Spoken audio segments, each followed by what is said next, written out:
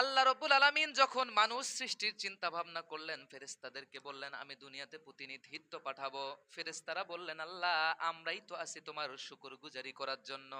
একটু মনে করেন, 1 মিনিটে বলে দেব। ফেরেশতারা বললেন আল্লাহ, নাহনু নুসাব্বিহু বিহামদিকা ওয়া নুকাদ্দিসু লাকা, আমরাই তো আছি তোমার প্রশংসা করার জন্য, তোমার ইবাদত করার জন্য। আল্লাহ রাব্বুল আলামিন বললেন ইন্নী আ'লামু মা লা তা'লামুন, আমি যা জানো তোমরা তা জানো না। ফেরেশতারা যখন দেখলেন রব্বুল আলামিন এই কথাটাতে রাগ করেছে, আল্লাহ রাব্বুল আলামিন গুসসা করেছেন। Point to be noted. মুহতারাম মুসল্লিয়ান, চিন্তা করেন আল্লাহ রাব্বুল আলামিন যখন রাগ করেছে তাদের থেকে মুখকে ফিরাই নিয়েছে। ফেরেশতারা ভাবলেন আল্লাহ রাব্বুল আলামিন রাগ করেছে, রব্বুল আলামিনের রাগ ভাঙানো যায় কিভাবে? তখন আল্লাহ রাব্বুল আলামিনের আরশে আজিমের চতুর্পাশে তওয়াফ করা শুরু করে দিয়েছে। ৭ বার তওয়াফ করেছে। রব্বুল আলামিন যখন এইটা দেখলেন, দেখার পর রব্বুল আলামিন ফেরেশতাদেরকে বললেন, ও ফেরেশতারা থামো, আর লাগবে না, আমি তোমাদেরকে মাফ করে দিলাম। এবং আল্লাহ রাব্বুল আলামিন তখন বলেছে, ও ফেরেশতারা দুনিয়াতে গিয়ে আমার বান্দারা যদি পাপ করে, এমন কোন পাপও করে, আমার সাথে যদি নাফরমানিও করে ফেলে, যত পাপই করুক না কেন, তারা এই পাপের বোঝাগুলো নিয়ে যদি বাইতুল্লাহ হিজরত করে আর কাবা ঘরটাকে তাওয়াফ করে ৭ বার প্রদক্ষিণ করে, আমি আল্লাহ রাব্বুল আলামিন তার জীবনের গুনাহগুলো মাফ করে দিয়ে তাকে নিষ্পাপ মাসুম হিসেবে আমি আল্লাহ রাব্বুল আলামিন কবুল করব। তাহলে বোঝা গেল, আমার মুসলমান ভাইরা, বোঝা গেল হজ মানুষকে পবিত্র করে, মানুষের গুনাহগুলো মোচন করে। কেমন ভাবে? সদ্য ভূমিষ্ঠ একটা সন্তান মায়ের গর্ভ থেকে, মায়ের উদর থেকে যখন বের হলো, আচ্ছা বলেন তো এই সন্তানটার কোনো গুনাহ আছে? কোনো গুনাহ নাই, নিষ্পাপ। তাহলে যে ব্যক্তি বাইতুল্লাহ শরীফ গেল, বাইতুল্লাহ শরীফ তাওয়াফ করলো, রাসূলুল্লাহ সাল্লাল্লাহু আলাইহি ওয়াসাল্লামের কবর জিয়ারত করলো, যে ব্যক্তি গিয়ে হজ পালন করলো, আল্লাহ রাব্বুল আলামিন বলতেছে সে একেবারে নিষ্পাপ সন্তান শিশুর মতো হয়ে যায়। ও মুসলমান, অন্তরের ভিতর এইটা বিশ্বাসও করতে হবে যে যখন কেউ হজ করে আসলো মানে লোকটা নিষ্পাপ হয়ে গেল। যদি কোনো ব্যক্তির অন্তরের ভিতর এইটা ধারণা থাকে, মনে মনে অনেক সময় হয় নফস থেকে, নফসের তাবেদারিতে অনেকে মনে করতে পারে আল্লাহ আমারে মাফ করবে নাকি, আমি যে গুনাহ করেছি আল্লাহ আমারে মাফ করবে নাকি, এই যে চিন্তা ভাবনাটাও মনের ভিতরে পোষণ করা যাবে না। কারণ রব্বুল আলামিন ওয়াদাল্লাহি হাক্কুন, আল্লাহ রব্বুল আলামিন ওয়াদা সত্য। রব্বুল আলামিন একবার ওয়াদা করেছে মানে রব যা বলেছে এটাই সত্য। এটা এটার ব্যত্যয় ঘটার কোনো সম্ভাবনা নাই। ও মুসলমান, আল্লাহ রাব্বুল আলামিন বলেছেন তাকে মাফ করে দিবেন, নিষ্পাপ মাসুম সন্তানের মতো করে দিবেন। এটাই চূড়ান্ত, এটাই সত্য। তাহলে হজ করলে মানুষ নিষ্পাপ হয়ে যায়, এ থেকে বুঝতে পারলাম। আমার মুসলমান ভাইরা, এবার ইব্রাহিম আলাইহিস সালামকে বললেন, ও ইব্রাহিম, তুমি তাহলে এখন মানুষকে হজের জন্য আদেশ করো, মানুষকে হজের জন্য আহ্বান করো। ইব্রাহিম আলাইহিস সালাতু সালাম বললেন, ও রব, আমি এই মরুভূমির প্রান্তরে মানুষ কোথায় পাবো, কার কাছে আমি হজের দাওয়াত পৌঁছাই দেব? এখানে যদি হজের দাওয়াত দেই, আমি যদি হজের কথা কাউকে বলি, কেউ তো শুনবে না, আশেপাশে তো কেউ নাই। আল্লাহ রব্বুল আলামিন বললেন, ও ইব্রাহিম, তোমাকে দায়িত্ব দিয়েছি যেটা, তুমি তোমার দায়িত্ব পালন করো। তোমার দায়িত্ব হচ্ছে তুমি হজের জন্য আহ্বান করো, মানুষকে আদেশ দাও। তোমার কাজ হচ্ছে তুমি শুধু ঘোষণা দিবে, এই ঘোষণাটা সারা বিশ্বব্যাপী পৌঁছানোর দায়িত্ব আমি আল্লাহ রব্বুল আলামিনের। আমার মুসলমান ভাইরা, আল্লাহ রাব্বুল আলামিন যখন ইব্রাহিম আলাইহিস সালাতু সালামকে বললেন, ও ইব্রাহিম তুমি ঘোষণা দিয়ে দাও, ইব্রাহিম আলাইহিস সালাতু সালাম দূরে ওই জায়গায় সবথেকে বড় যে পাহাড়টা ছিল, ইব্রাহিম আলাইহিস সালাতু সালাম ওই পাহাড়ের উপরে উঠে, পাহাড়টার নাম ছিল আবু কুবাইস নামক পাহাড়। এই পাহাড়ের উপরে উঠে ইব্রাহিম আলাইহিস সালাতু সালাম ঘোষণা দিলেন হজের জন্য, মানুষকে হজের দিকে আহ্বান করলেন। ও মুসলমান আল্লাহর বান্দারা, ওই সময় কেউ ছিল না, কিন্তু ইব্রাহিম আলাইহিস সালাতু সালাম পাহাড়ের উপরে উঠে যেভাবে আজান দেয় মুয়াজ্জিনেরা, ওইভাবে দুই কানের মধ্যে হাত দিয়ে ডানে বামে সামনে পিছনে চতুর্দিকে হজের জন্য আহ্বান করলেন মানুষদেরকে। ও আল্লাহর বান্দারা, ইব্রাহিম আলাইহিস সালাম মরুভূমির প্রান্তরে দাওয়াত দিয়েছিলেন, কেউ ছিল না, কিন্তু আল্লাহ রাব্বুল আলামিন সেখান থেকে আজকে ইব্রাহিম আলাইহিস সালাতু সালামের মৃত্যুর পরেও আমরা আজ পর্যন্ত হজের দাওয়াত পেয়েছি কি পাই নাই? বলেন তো, পেয়েছি কি পাই নাই? তাহলে আল্লাহ রাব্বুল আলামিন বলছেন এই দায়িত্ব আমার, আমি মানুষের কাছে পৌঁছাই দিব। আল্লাহ রাব্বুল আলামিন আমাদের কাছে পৌঁছাই দিয়েছেন।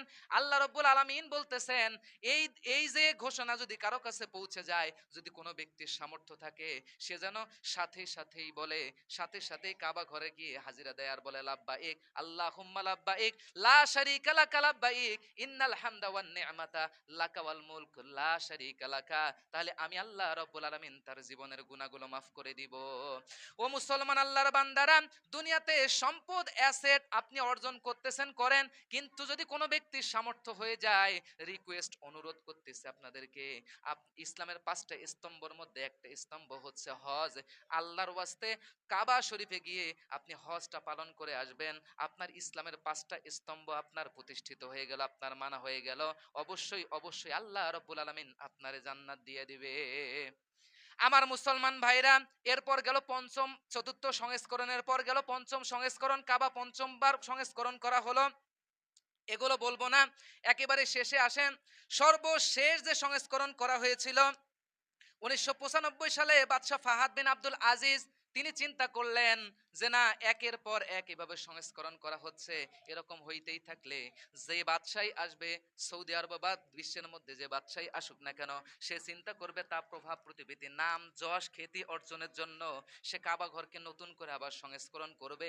এই জন্য তিনি এই মূল যে কাবাটা ছিল ওই কাবার বাহিরেও কিন্তু কাবার কিছু অংশ ছিল, ওইটাকে সহ ঘিরে নিয়ে কাবা শরীফটাকে তিনি ঘিরে নিলেন, একটা স্তম্ভ দাঁড় করিয়ে দিলেন।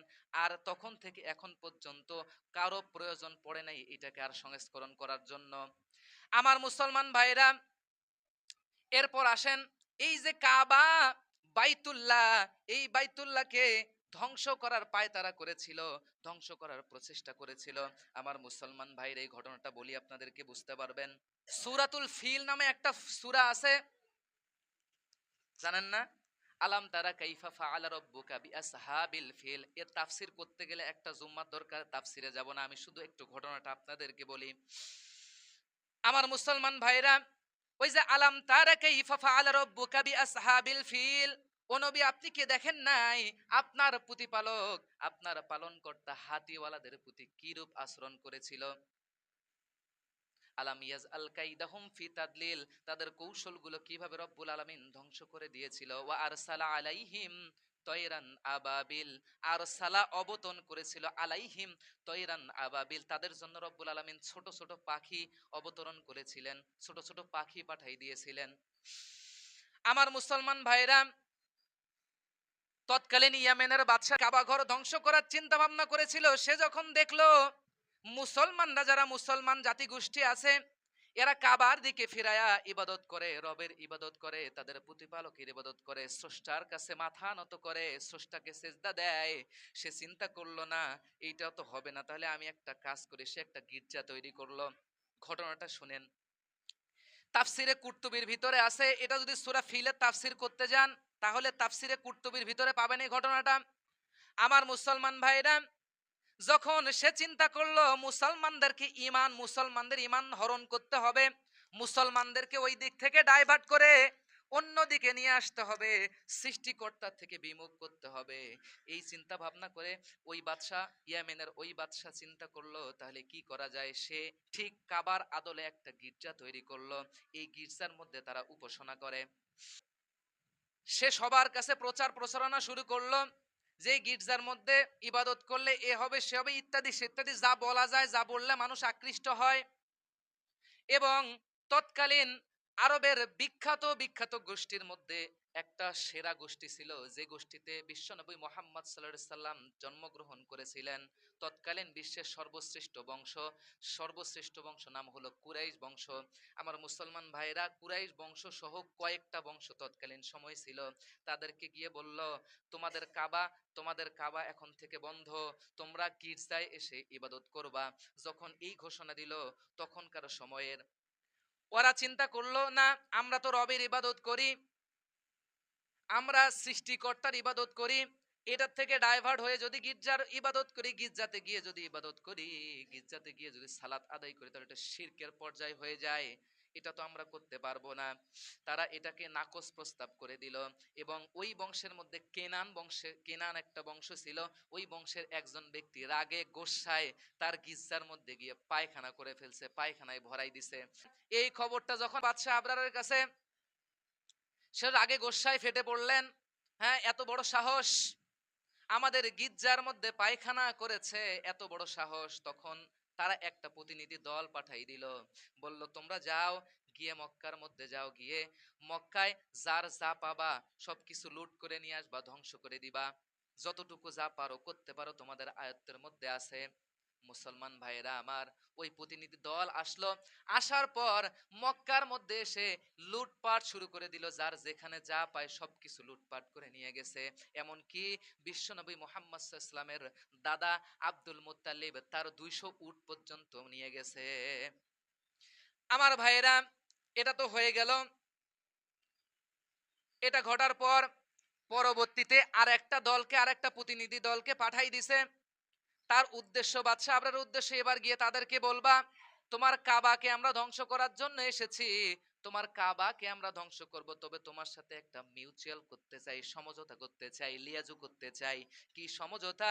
আমরা শুধুমাত্র কাবাকেই ধ্বংস করব, তোমাদের সাথে যুদ্ধ বিগ্রহ করব না। তোমরা যদি বাধা না দাও আমরা কাবা ধ্বংস করে চলে যাব, তোমরা ডাইভার্ট হয়ে গির্জার দিকে ডাইভার্ট হয়ে তোমরা ইবাদত করবা। আমার মুসলমান ভাইরা, এই প্রস্তাব নিয়ে আসলো।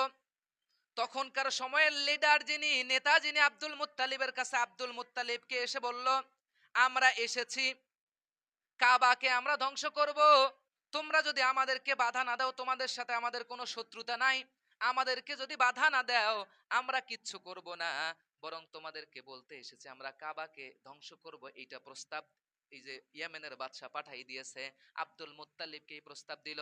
এবং আব্দুল মুত্তালিব যদি এই প্রস্তাবের মধ্যে রাজি হয়ে যায়, কিংবা তারা যদি বলে ঠিক আছে, তাহলে আব্দুল মুত্তালিবকে নিয়ে ওই ইয়ামেনে যাত্রা করতে হবে, এইটা ছিল শর্ত। আব্দুল মুত্তালিব বলল কাবা ঘর তো আমার না, কাবার মালিক তো আমি না, কাবার মালিক যে সে কাবা ঘর রক্ষা করবে। আব্দুল মুত্তালিব বলল কাবা ঘর তো আমার ঘর না, বরং আমার 200 উট গেছে, ওই 200 উট আগে ফেরত দাও, ওই 200 উটের মালিক আমি। এখন আব্দুল মুত্তালিবকে বলল চলো বাদশার দরবারে যাই। বাদশার দরবারে আব্দুল মুত্তালিবকে নিয়ে গেল। আব্দুল মুত্তালিব ছিলেন খুবই সুন্দর সুদর্শন ব্যক্তি, সুঠাম দেহের অধিকারী, যেমন লম্বা তেমন সুদর্শন। আব্দুল মুত্তালিবকে দেখে বাদশাহ আবরার চিন্তা করলেন না না, আব্দুল মুত্তালিবকে মেজেতে বসানো যাবে না, কারণ এত সুদর্শন সুঠাম দেহের অধিকারীকে মেজেতে যদি বসাই তাহলে সম্মানকে ক্ষুণ্ণ হয়ে যাবে। বাদশাহ আবরার নিজেও মেজের মধ্যে বসে পড়লেন, আব্দুল মুত্তালিবকেও বসালেন। বসে আব্দুল মুত্তালিবকে বললেন আব্দুল মুত্তালিব, আমি তোমাকে একটা প্রস্তাব রাখতে চাই, আমরা কাবাকে ধ্বংস করব, তোমাদের কোনো ক্ষয়ক্ষতি করব না, এখানে তোমার কোনো আপত্তি আছে কিনা? আব্দুল মুত্তালিব বললেন আমার আপত্তি থাকার কোনো কথাই না, তবে আমার একটা আপত্তি, সেটা হচ্ছে আমার 200 উট আমারে ফেরত দাও। এই কথা বলা মাত্রই বাদশাহ আবরার হেসে হেসে বললেন ও লিডার, ও নেতা, তুমি এমন একটা প্রস্তাব দিয়েছিল তো একেবারে ঠুনকো প্রস্তাব, কাবা ঘর ধ্বংস করতেছে, তোমার কোনো মাথা ব্যথা নাই? তোমার মাথা ব্যথা 200 উট নিয়ে, ঠিক আছে, কেন মাথা ব্যথা এটা একটু বলো। আব্দুল মুত্তালিব পরিষ্কার জবাব দিল 200 উটের মালিক আমি, এই 200 উট আমার সম্পদ, কাবার মালিক আমি না, সুতরাং কাবার যে মালিক সে কাবারে রক্ষা করব, ওই দায়িত্ব আমার না, বরং 200 উট রক্ষা করার দায়িত্ব আমার, 200 উট আমারে দিয়ে দাও, আমি নিয়ে চলে যাই। আব্দুল মুত্তালিবকে 200 উট দেয়া হলো। আব্দুল মুত্তালিব নিয়ে চলে আসলেন। এরপর পরের দিন তাদের এই ঘোষণা অনুযায়ী পরের দিন তারা কাবা ধ্বংস করার জন্য আসবে। আব্দুল মুত্তালিব চলে আসলেন মক্কায়। মক্কায় চলে আসার পর মক্কার ওই সময়ের যত জাতিগোষ্ঠী ছিল সকলকে নিয়ে মক্কার প্রান্তরে কাবা ঘরের সামনে কাবায় হাত দিয়ে কাবা ঘরের দিকে তাকায় আর রব্বুল আলামিনের কাছে দোয়া করে, আল্লাহ, তোমার এই ঘরকে রক্ষা করার মতো শক্তি এবং ক্ষমতা আমার নাই, আমি পারবো না, বাদশাহ আবরারের সাথে লড়াই করে আমি পারবো না, সুতরাং এই ঘর তোমার, এই ঘরকে তুমি কিভাবে রক্ষা করবা, আমি আর পারতেছি না, এই ঘরকে রক্ষা করার দায়িত্ব একমাত্র তোমার, তোমার ঘর তুমি রক্ষা করিও, আমি পারবো না, আমার সম্পদ আমি রক্ষা করেছি। আল্লাহ রব্বুল আলামিনের কাছে যখন প্রার্থনা করলেন, রব্বুল আলামিন দেখলেন হ্যাঁ আসলেই সে তো শক্তির সাথে পারবে না। আব্দুল মুত্তালিব এবার দোয়া করার পর জাতিগোষ্ঠী সকলকে বলল, সবাই কাবার অভ্যন্তর থেকে চলে যাও, যে যেখানে নিরাপদ আশ্রয়ের মধ্যে আশ্রয় গ্রহণ করো, পাহাড়ের উপরে বা যে যেখানেই পারো নিরাপদ আশ্রয়ের মধ্যে আশ্রয় গ্রহণ করো। সকলের মাল সামানা নিয়ে যখন নিরাপদ আশ্রয় স্থলে সবাই নিরাপদ আশ্রয় স্থলে গেল, পরের দিন আসলো হাতি রেডি করে, এই যে কাবা ঘর ধ্বংস করার জন্য আসলো। হাতি যখন সামনের দিকে আসে, তখন মক্কার ভিতরে ঢুকবে, হাতি আর সামনের দিকে আগায় না, বসে যায়। হাতিকে যতই মারে হাতি আরো তত বসে যায়। হাতিকে যখন উল্টা দিকে ঘুরাই দেয় হাতি দৌড় মারে। সামনের দিকে যখন নিয়ে যায় হাতি আর যায় না। দেখেন, ওয়ামাকারু ওয়ামাকার আল্লাহ ওয়াল্লাহু খায়রুল মাকিরিন। সবাই কৌশল অবলম্বন করে, আল্লাহ রাব্বুল আলামিনও কৌশল অবলম্বন করে। ও মুসলমান আল্লাহর গোলাম, আল্লাহ রাব্বুল আলামিনের কৌশল কেমন দেখেন। রব্বুল আলামিনের ঘর আল্লাহ রব্বুল আলামিন রক্ষাই করবে, এটাই বাস্তব, এটাই সত্য কথা। তবে ও মুসলমান, যদি এইটা চিন্তা ভাবনা আমরা করি, আল্লাহর দিন আল্লাহর ধর্ম আল্লাহই রক্ষা করবে, আল্লাহর ঘর আল্লাহই রক্ষা করবে, এইটা বলে বসে থাকলে কিন্তু হবে না। আব্দুল মুত্তালিব ওনার পুরা বংশ কাবাটাকে প্রোটেক্ট করেছে, তারা কাবাকে রক্ষা করেছে। কিন্তু যখন বাদশাহ আবরারের সাথে পারতেছে না শক্তিতে জোরে, তখন আল্লাহ রব্বুল আলামিনের হাতে দায়িত্ব দিয়ে দিল। মানে এ থেকে বোঝা যায়, যতদিন পারবো দিনকে ধর্মকে প্রতিষ্ঠিত রাখতে হবে, এটা দায়িত্ব আমাদের। যখন আমরা পারবো না, আল্লাহ রাব্বুল আলামিনকে দায়িত্ব দিয়ে দিব, আল্লাহ তোমার দিন এখন তুমি সামলাও, তোমার ঘর এখন তুমি সামলাও, আমি আর পারতেছি না। তার মানে যতক্ষণ পর্যন্ত পারা যায় ততক্ষণ পর্যন্ত এটা রক্ষা করার দায়িত্ব আমার। ও মুসলমান আল্লাহর বান্দারা, এবার বাদশাহ আবরার যখন হাতি নিয়ে আসতেছে, হাতি তো আর ওঠে না, আসে না সামনের দিকে, হাতি থমকে দাঁড়িয়ে বসে গেছে। এরপর রব্বুল আলামিন ছোট ছোট পাখি, সমুদ্রের কিনার থেকে পাখিগুলোর ঠোঁটের মধ্যে একটা পাথর আর দুই পায়ের মধ্যে দুটা পাথর ছোট ছোট। তাফসীর কারক বলতেছেন, ইমাম কুরতুবী রাহেমাহুল্লাহ বলতেছেন, মসুরের দানার মতো হবে ছোট ছোট পাথর, কিংবা চনা অর্থাৎ ওই যে সোলার আছে, সোলার ডাল, এর মতো ছোট ছোট দানা। এই যে এরকম তিনটা দানা, তিনটা করে পাথর। পাখিও কিন্তু ছোট ছোট ছোট পাখি, ঠোঁটের মধ্যে একটা নিয়ে, দুই পায়ের মধ্যে দুইটা পাথর নিয়ে আসছে। এরপর এই পাখিগুলো এসে যারা হাতিওয়ালা যারা এসেছিল কাবা ধ্বংস করার জন্য, তাদের উপর মারে, উপর থেকে পড়ে পাথর। এখন আপনার আমার মনে হচ্ছে ছোট ছোট পাথর হুজুর পড়লে কি হবে, যার উপরে পড়েছে সে ভালো জানে। সাথেই জায়গায় কয়েকজন ডেড। এরপর বাদশার, সে তো আর মৃত্যুবরণ করে নাই, তাকে ধরে কয়েকজন আবার তার দরবারের মধ্যে নিয়ে এসেছে। দরবারে নিয়ে আসার পর তার আস্তে আস্তে হাত পায়েগুলো আস্তে আস্তে খুলে যাওয়া শুরু করছে। কিছুক্ষণ পর সে ওখানে কবুতরের মতো লাফাইতে লাফাইতে ওখানে মৃত্যুবরণ করেছে। ও মুসলমান, ওয়ামাকার আল্লাহ ওয়াল্লাহু খায়রুল মাকিরিন, এটাই হলো আল্লাহ রাব্বুল আলামিনের কৌশল।